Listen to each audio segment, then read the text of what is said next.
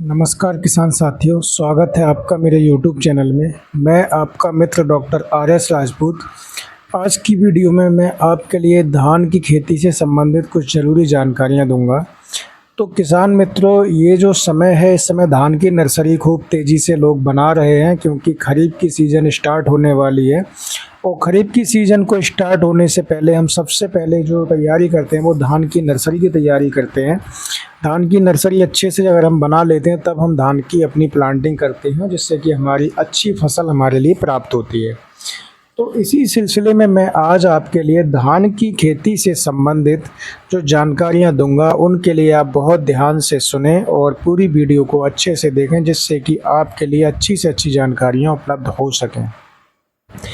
अभी किसान साथियों, गर्मी बहुत ज़्यादा पड़ रही है, लेकिन कुछ किसान भाई जो हैं वो धान की नर्सरी के लिए बना भी रहे हैं। कुछ लोग अभी गर्मी की वजह से थोड़ा सा अवॉइड कर रहे हैं, क्योंकि अगर हल्की बारिश स्टार्ट हो जाती है तब नर्सरी और अच्छी होती है। अभी मैं लगातार फील्ड पे जब जाता हूँ तो मुझको ये देखने को मिलता है कि धान की जो नर्सरियाँ हैं, कहीं ना कहीं थोड़ी थोड़ी गलती किसान भाई कर रहे हैं। वो गलती या तो जल्दबाजी की वजह से हो सकती है या फिर पानी की अव्यवस्था की वजह से भी गलती हो सकती है। पानी की अवस्था हम इसलिए कह सकते हैं कि अगर हमारे लिए बिजली पे आधारित हम खेती कर रहे हैं, तो पता लगी बिजली हमारे लिए टाइम से नहीं मिली या दिन में ही हमारे लिए पानी मिल पा रहा है, तो फिर हम नर्सरी को दिन में बना रहे हैं।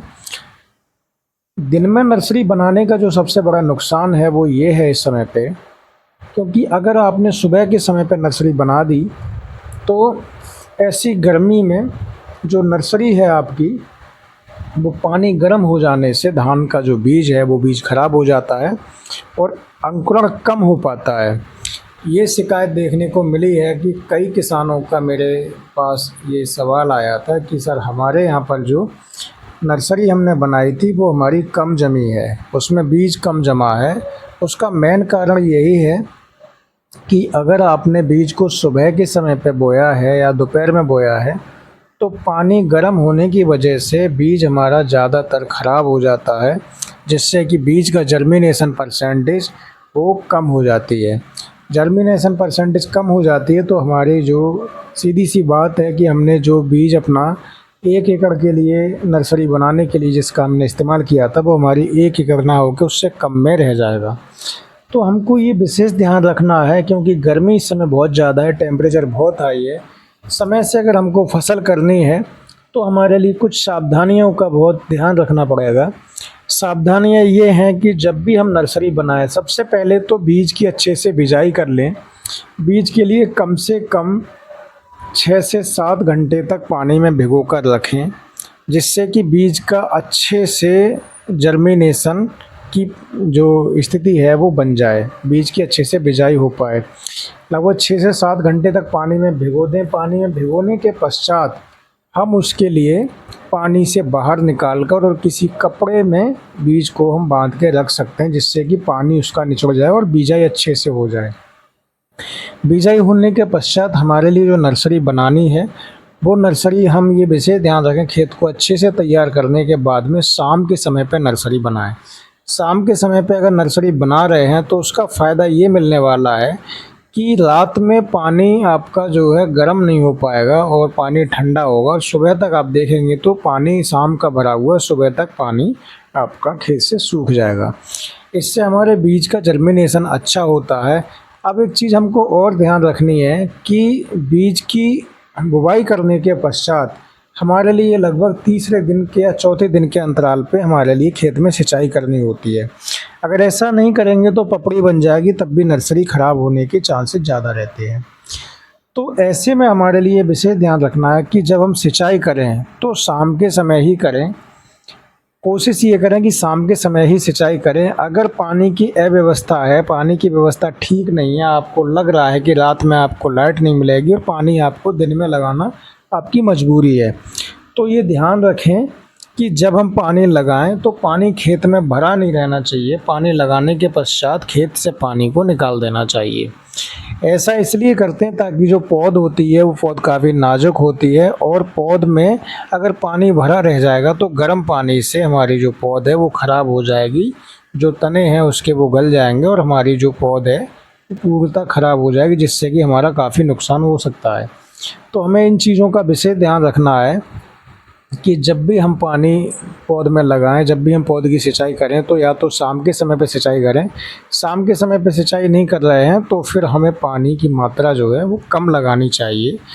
और पानी की ऐसी कोई ज़रूरी नहीं है कि पानी आपको कम ही लगाना है, नर्सरी में पानी ज़्यादा नहीं भरना है।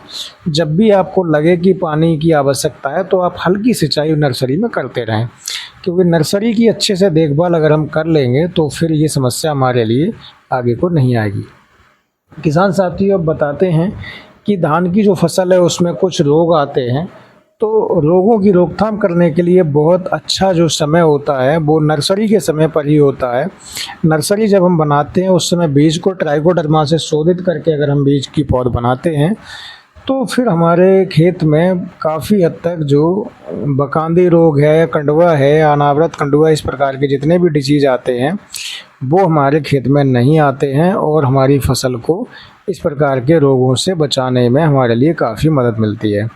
तो किसान साथियों, ये मैंने आपको पौध बनाने से संबंधित कुछ जानकारियाँ दी जो कि आपको पसंद आई होंगी। अभी किसान साथियों एक बात और करते हैं जिसमें कि हम आपके लिए दीमक के बारे में बताएंगे। दीमक क्या है कि वो धान की फसल में काफ़ी नुकसान पहुंचाती है और धान की फसल में इस कदर नुकसान पहुंचाती है कि हम ये देखते हैं कि खेत में कहीं कहीं काफ़ी क्षेत्रफल उसका ख़राब हो जाता है और धान बहा के ख़त्म हो जाते हैं। ऐसा इसलिए होता है कि जो दीमक है वो इतनी भारी मात्रा में आके हमारी फसल को नुकसान पहुंचाती है जो कि उसको कवर करना असंभव हो जाता है। तो इसकी कंट्रोल करने के लिए हम आपको बताते हैं कि सबसे पहले जब हम अपनी फसल के लिए तैयार करते हैं, खेत की जब तैयारी करते हैं, तो खेत की तैयारी करते समय हमारे लिए बवेरिया बेसियाना जो इंसेक्टिसाइड होता है, जो आपका बायो इंसेक्टिसाइड है, बवेरिया बेसियाना के लिए 1 किलो बवेरिया बेसियाना को 100 किलोग्राम गोबर की खाद में मिलाकर और अच्छे से उसका कल्चर तैयार करने के बाद में हम खेत में उसको मिला देते हैं। ऐसा करने से जो भी हमारे खेत में दीमक के अंडे और दीमक के जो भी श्रमिक होते हैं उनको हम आसानी से मार सकते हैं और उसके माध्यम से जो रानी दीमक होती है उस तक के लिए हम फीड कर सकते हैं। तो ऐसा करने से हमारी जो फसल है उसमें दीमक की होने वाली समस्या हमारे खेत में नहीं आएगी और हम अपनी फसल के लिए दीमक से हमेशा के लिए बचा सकते हैं, जिससे कि हमारी लागत में भी कमी आएगी और उत्पादन में भी वृद्धि होगी। तो दीमक का कंट्रोल करने के लिए सबसे अच्छा जो रामबाण इलाज है वो बवेरिया बेसियाना है। इसके अलावा हम जितने भी उपयोग अपनाते हैं दीमक की कंट्रोल करने के लिए वो हमारे अधूरे प्रयास रहते हैं, लेकिन ये एक सफल प्रयास है। अगर हम बवेरिया बेसियाना का इस्तेमाल करते हैं तो दीमक के लिए हम जड़ से ख़त्म कर सकते हैं।